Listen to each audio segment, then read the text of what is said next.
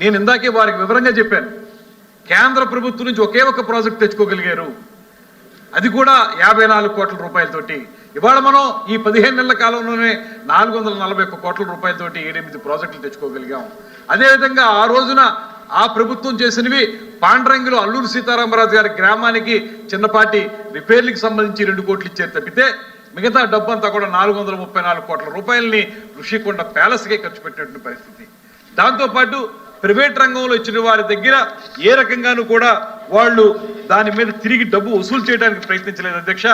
ఆ రోజు ఒబరాయ్ వాళ్ళకి 5 ప్రదేశాల్లో వాళ్ళ అవకాశాలు కల్పించారు.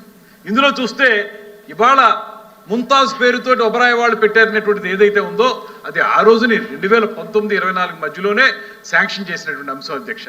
అది తిరుపతిలో దాన్ని ఈ ప్రభుత్వం బాధ్యతగా తీసుకుని దాన్ని మార్చాలనేటువంటి ఆలోచనతోటి ఎక్కడైతే ఒక 40 ఎకరాలు 20 ఎకరాల వరకు ఒబరాయ్ వాళ్ళకి ముంతాజ్ హోటల్స్ పేరు మీద ఇచ్చారో దాన్ని ఆ పాదాల చెంతన కాకుండా, వెంకటేశ్వర స్వామి పాదాల చెంతన కాకుండా దాన్ని వేరే చోటకు మార్చి తద్వారా భక్తుల మనోభావాలను కాపాడాలనే ఆలోచన తీసుకున్నటువంటి ప్రభుత్వం అధ్యక్ష ఇది. ఆ రోజు కూడా వాళ్ళు శాంక్షన్ చేసామన్నారు తప్పితే ఎక్కడా కూడా ఒక ఇటుక పేర్చినటువంటి పరిస్థితి లేదు అధ్యక్ష.